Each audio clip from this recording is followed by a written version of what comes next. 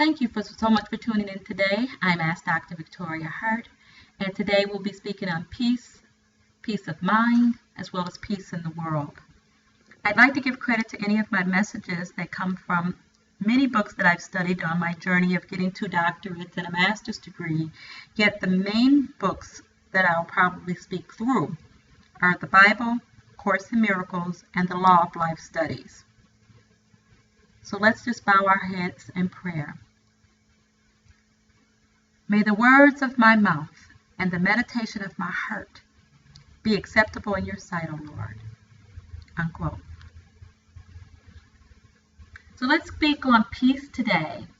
Peace of mind, peace in the world, and just being that energy of peace.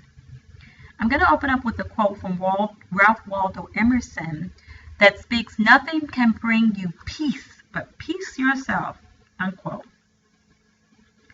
The process of living is not aimless. It is directional. Each day offers a challenging new stretch of road to travel. When we make the conscious decision to uplift our ordinary activities with spiritual inspiration as well as spiritual laws, we can enter into an entirely different way of living. Even it seems like a new world. The most fleeting interaction with another person can become an opportunity for sharing unlimited love. Perhaps one of the most meaningful and useful qualities in our daily lives is an inner awareness of peace and calm. When tensions and pressures arise, possibly creating an inner irritation that can build up, a means of releasing this tension becomes necessary. It appears obvious that if we are not centered and poised, if we do not have control over our emotional nature, then something else is in control of us. And an explosion can often occur. That out of control something could be the very thing that is blocking us from our highest fulfillment and self-expression. It is important to keep in mind the basic truth that what we hold persistently is our consciousness tends to manifest itself in our lives. So that if our inner consciousness is filled with harmony and peace, this is what we bring to every situation, to every person we meet through our words and our actions. Being centered and focused helps create the harmony and happiness we desire. Our first step to inner peace can be the realization that when anger, irritation, or feelings of upset arise within us, it is not the fault of some other person or thing. I think that is something foremost to get clear. Rather, these feelings are prompted by our own improper response to others. It is important to realize that change needs to occur within us. And this can be the situation where negative thoughts may be blocking the unfoldment of good in our lives. Making the decision to no longer point a finger or blame and realizing that is a better way to handle life situation readies us to control our thoughts and do the work of prayer in building a consciousness of the peace, the perfect peace of God. There's a great power in the peaceful response, and today is the day to put it into practice in each experience until our habitual way of life is peaceful.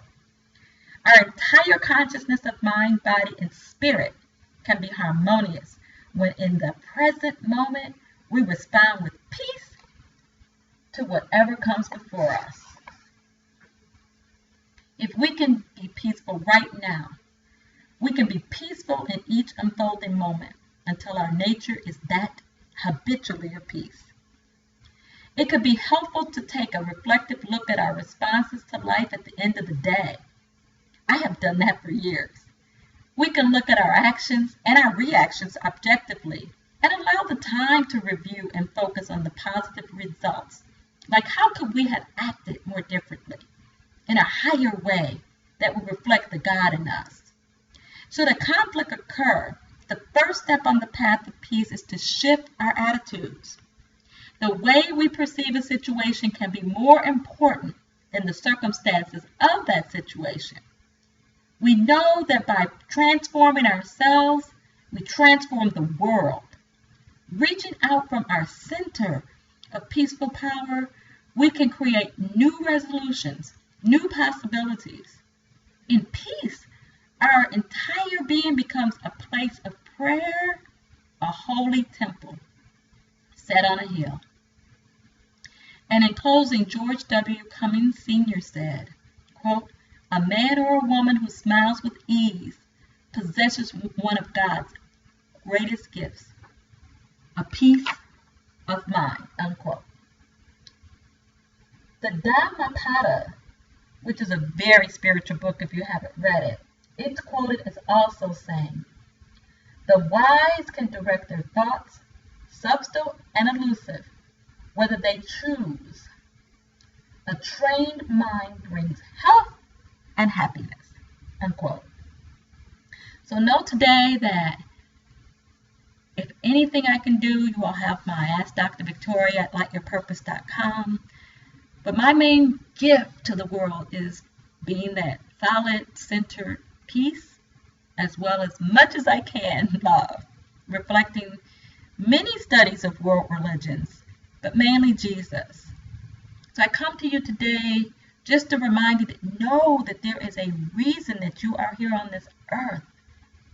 And you know, life is really about you being all you can be, whatever you dream to be. Because Einstein said, quote, that just the previews that you get in your mind or your visions that you get are just previews to life's coming attractions, unquote.